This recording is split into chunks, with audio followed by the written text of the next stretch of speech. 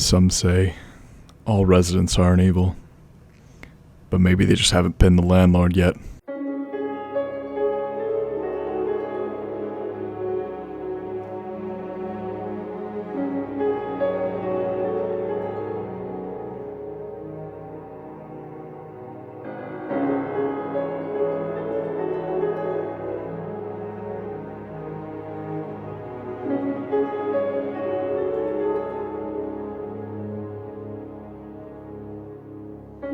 I'm gonna be 100% honest with you guys. I have been working on this video for like 4 months on and off, maybe 5 by the time you actually see this.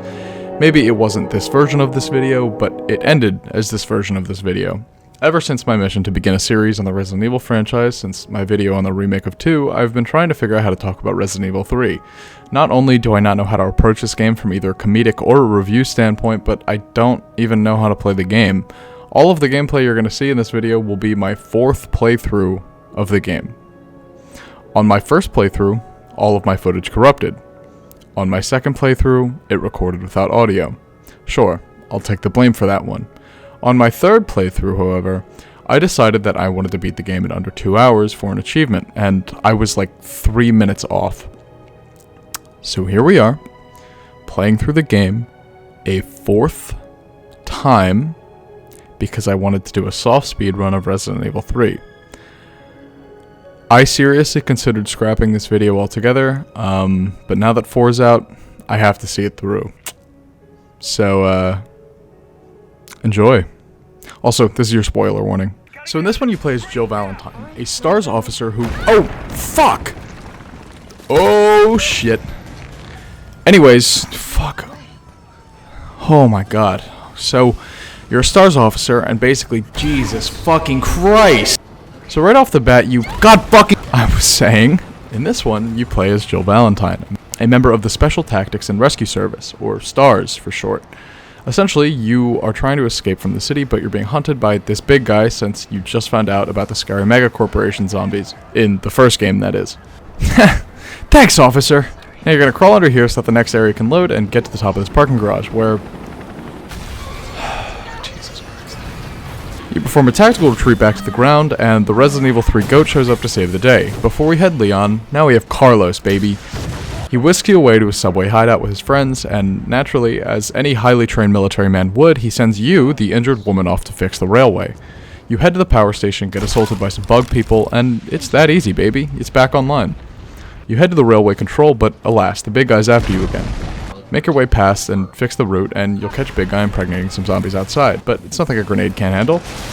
So from here you'll head back to the subway, but he's still after you, so you take a brief detour through the sewers to get him off your tail. He meets you on the other end with a flamethrower, of course, so you take cover in a building that he lights on fire for fun, and he chases you all the way to the top. You have a nice little scuffle on the roof and evacuate to the ground. You get 4 fucking seconds to breathe before he starts chasing you with a rocket launcher. Carlos slows him down and you retreat onto the train with some of his team, but Carlos has new orders from Umbrella, so he has to stay in the city. Mikhail, the captain, is very clearly suspicious of Nikolai, who is one of Carlos's teammates. All of a sudden, the creature bursts onto the train. Mikhail, being the coldest motherfucker alive, blows him up to stop it. You leave the tunnel just in time for the creature to stumble out and watch him fall into the water. As you cross the bridge, he jumps out, prompting Jill to say, "What's the dog doing?" You get to the other side as he throws a temper tantrum and runs around in circles. You shoot him like a million times and blow him up and whatnot, and you should eventually kill him. Just kidding. He stabs you with this needle thing, and then disappears, but Carlos shows up a little later and takes you to a hospital where one of the Umbrella researchers is holed up. Nikolai, of course, watches this whole thing, and just like my girlfriend when she found out I couldn't beat Resident Evil 3 in under 2 hours, runs away. You now are playing as Carlos, who is searching for a vaccine, which exists, apparently. So from here, you're going to have to look around the hospital, fight some of these crab lizard things, and get back to Jill. Now, you have to defend the hospital from huge waves of zombies until your friend Tyrell can secure the area. I need a hero! I'm holding out for hero to the end. Excuse me. The hospital is now safe and Jill is out cold, so Carlos heads into the secret Umbrella lab to find more of the vaccine. This part isn't crazy exciting, so I'll spare you most of the details.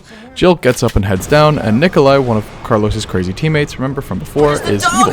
The big guy, he kills Tyrell, but you get your hands on more of the vaccine. Of course, it doesn't go the way you planned, because why would it? Nikolai takes the vaccine from you and traps you in this big pit with the Nemesis. This bodes very poor for you, obviously, but it just so happens that Carlos is operating a massive crane above. After laying into him, Nemesis will start crying and screaming again, so you'll have to electrocute him to knock him down and hurt him even more. Carlos smacks him up with the crane, and the day is saved. You get out. Until it's not. You go after Nikolai, but the Nemesis once again bursts through the wall, and it's fucking slime time, baby! He goops all over the place, but coincidentally in the one place with a prototype Umbrella railgun. The music swells, you blast him with it, and recharge the batteries. After doing so, you'll hit him again, and you'll shove it down his throat, blasting a hole straight through him and the facility, finally killing him. At this point, I had roughly 6 minutes left. But I couldn't remember how long was left in the game. Lucky for me, it wasn't a whole lot. From here, you pretty much go up the elevator, you go up a set of stairs, you shoot Nikolai, you lose the vaccine.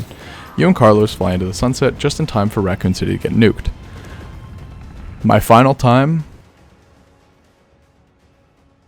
1 hour, 55 minutes, and 20 seconds. Oh my god. Oh my fucking god, it's over. It's fucking over, finally. Jesus Christ. Oh my god, I never have to fucking play this game again, dude. Oh, I won. I fucking won. I did it. I finally fucking did it. I beat the game in under 2 hours. I got the achievement. I never have to play Resident Evil 3 again. After this video is uploaded, I never have to think about Resident Evil 3 again. It was a race against the clock, but I beat the thing setting the pace. Fuck you. Good night. Okay, I guess I'll talk about the game a little bit. Just a bit more. So the characters are good. I actually really like both of them, Carlos and Jill, that is.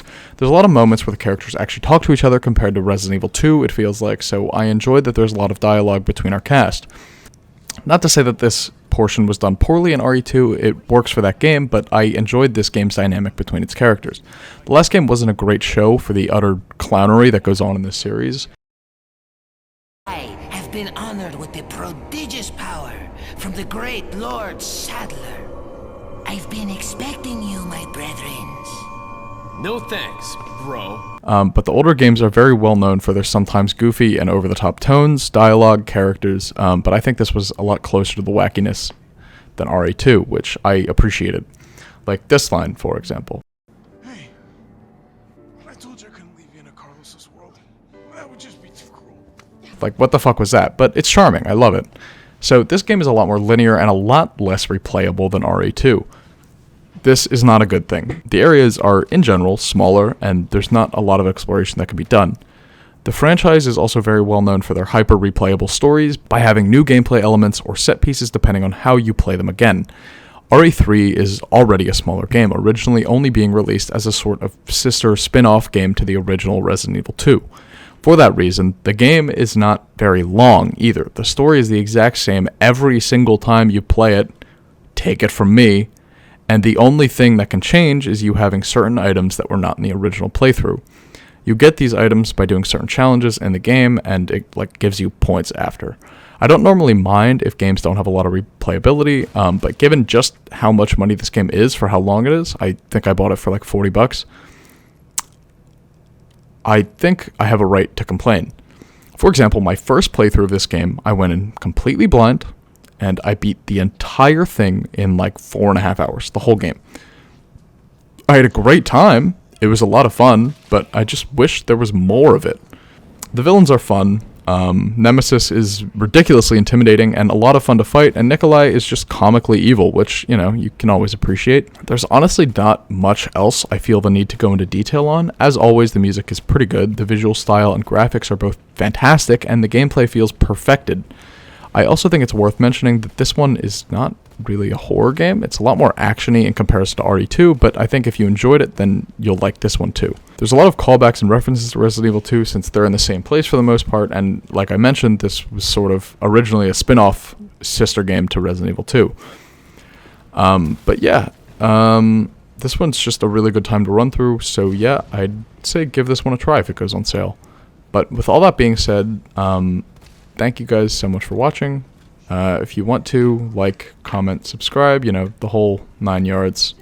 But thank you guys, and I'll catch you in the next one.